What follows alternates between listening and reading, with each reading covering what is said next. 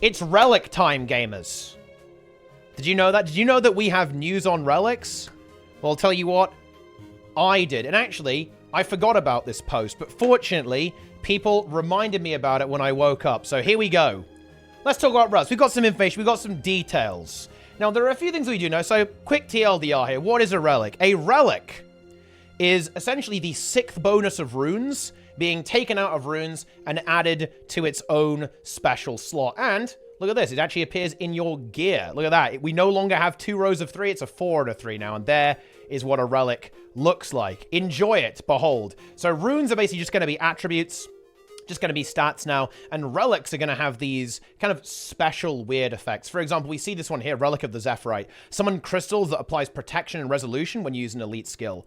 Interesting technology here is that the skill effect will scale with the cooldown. So if you have a long cooldown skill, then it's a more powerful effect, right? And if you have a shorter cooldown skill, you get a weaker effect. This is like a way to balance it, because they want to make sure that you don't only want to use a relic if you have a really short cooldown elite, basically. Because this is sometimes the case with existing stuff where it's like, well, you know, you want to activate this rune a lot and you don't really get a lot of value out of it because you have a really long cooldown skill. So if you have it like this, then you can have a high impact ability on a longer cooldown, and you can have a slightly lower impact ability on a shorter cooldown. So some interesting technology over there, I think, actually, with how this relic is actually being designed. We have another example here as well. This one is interesting. After using an elite skill, shield yourself with a projectile reflecting barrier while you summon a wave that pulls enemies towards you.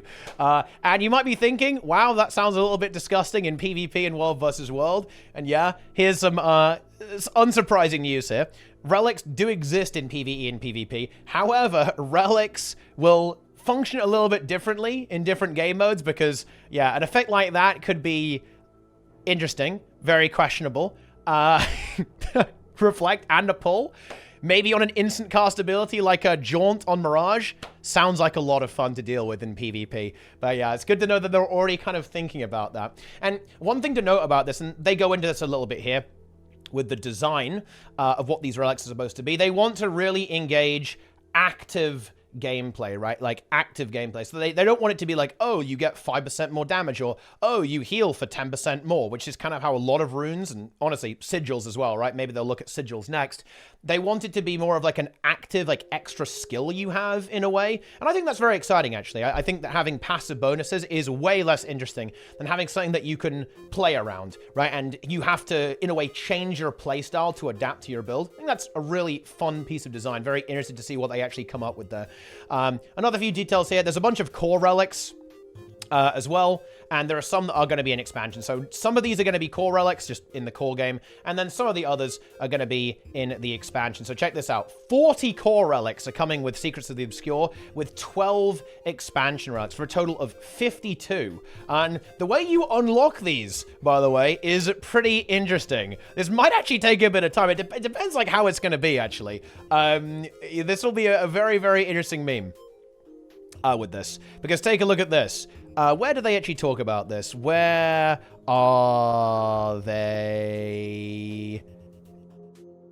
Ah, here we go. Expansion relics can be obtained through collections, achievements, or story progress.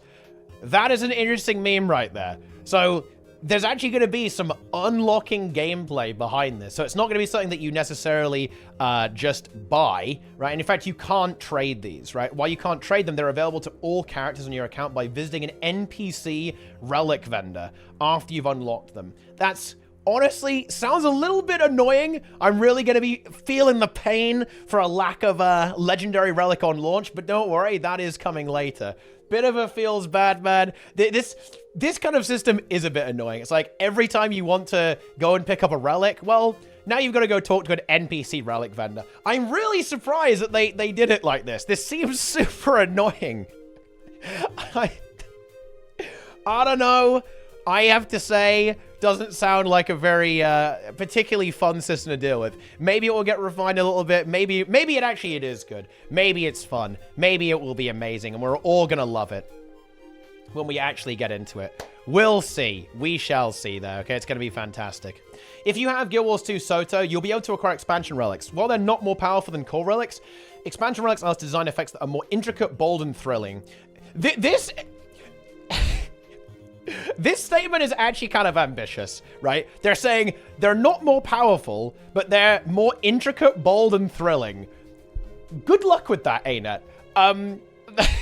This is kind of like saying core specs aren't more, aren't necessarily weaker than elite specs. It's just that the elite specs are more intricate, bold, and thrilling, right? I mean, maybe. That's a little tricky. I think that's actually quite hard to pull off.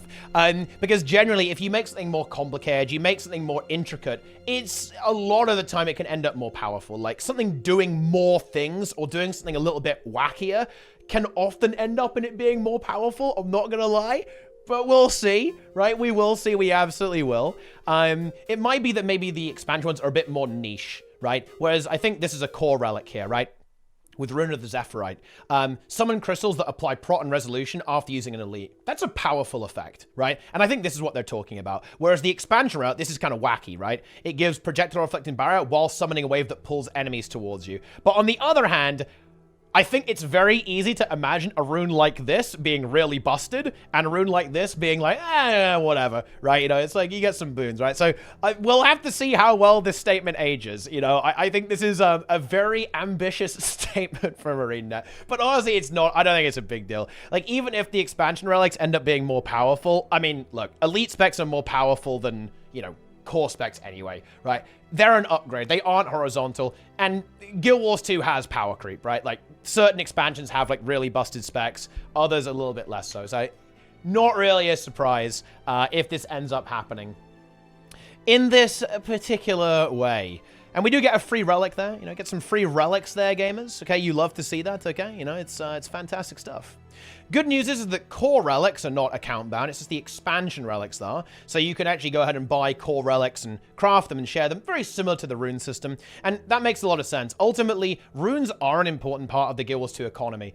If they made all of them essentially bound to your character, so you had to do like the same thing with the NPC, right, and go talk to the NPC every single time you want to get an expansion relic. The reason why this is the case is because it's going to be good for the economy. Like, crafting is important. People making runes, trading runes, scholar runes, for example, very important rune, tormenting rune, all this kind of stuff, right? They exist. They are there to keep the gold flowing. So removing that or not adding that would also be a problem. Because bear in mind, whenever they bring in new stuff to craft, they kind of have to do that. They have to bring in new material sinks with every expansion. So it looks like relics are essentially going to be part of the new material sinks that we see in the expansion to keep the economy in check. So that's kind of like probably a part of the reasoning there. It's definitely going to be annoying with the expansion relics, though. Not a big fan. But good news.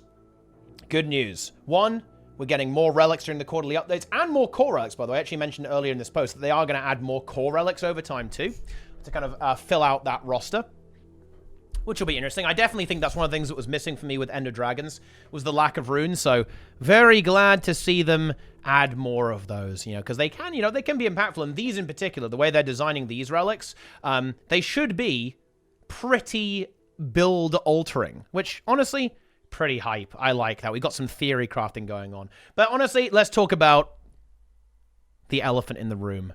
Legendary runes and relics. Okay? When relics were dropped, there was a lot of controversy about this. What about my legendary runes? Will there be a legendary relic? And it turns out, yes, but not on launch. It will actually be in one of the quarterly update releases in 2024. So that could, that could be pretty early on in 2024, but it also might be very late in 2024. Oh, man, it's going to be painful waiting for this. These relics will offer convenience to freely swap between the various relic effects. Players who have already crafted legendary runes will be compensated with significant progress towards unlocking legendary relics. In fact, each of the 7 runes you create will unlock further progress towards these relics. Now, of course, we don't know exactly, but I think it's actually entirely possible that if you have all 7, you might unlock it for free. It will probably be part of the collection, if there is a collection. It will be part of the process that you have to maybe get 7 legendary runes, or maybe just the runes kind of have like a separate collection that is like a different pathway. There might be like a normal pathway to unlocking the legendary relic, and there might be a buy 7 legendary runes way of unlocking the relic. So, if you want to work towards that, that actually might be some good usage of your time here as well. I've got to say, I'm really surprised they didn't have this on launch. Although, having said that, maybe I'm not that surprised. Realistically, I doubt adding a legendary relic was a big priority.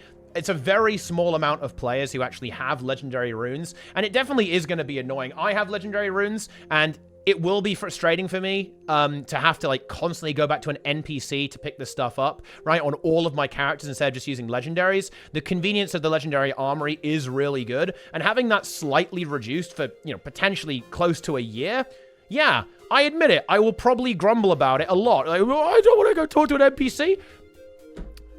Unlucky. At least I can still swap my stats all the time, so I have that going for me. But whatever.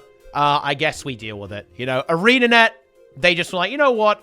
We want you to go back. We want you to enjoy talking to that NPC. We want to get some value. We put a lot of hard work into that NPC, the voice acting, the character model, and we want you talking to that NPC a lot. So enjoy that, I guess. But yeah, I'd have liked to have seen this on launch, but I guess it simply was not a priority. I'm actually, yeah, I am just a little bit surprised that this wasn't kind of on their radar a little bit more. It definitely seems that this edition of Legendary Relics was actually, like, in direct response to the feedback they got when Relics were announced. I would have thought they would have known that that would be the response there, but, I don't know. Who knows what's going on there. But anyway, that's basically it for Relics. We now know a lot more details. And it does appear that it will be an item. There was a bit of a rumor going around that it would actually be part of your build template in some way, like an account-wide unlock. But it appears that that is not the case. It will be an item instead. That's, kind of, I guess, the only little detail going on there. A little bit of a detail meme there. But that's how it is. Enjoy Relics, gamers. And let me know what you think about Relics. Tell me your thoughts on the Relic system in Guild Wars 2. Yeah, that's a quality relic. Well, I mean, we'll see how busted some of these are, right? With these intricate expansion effects. Nice. Very, very nice.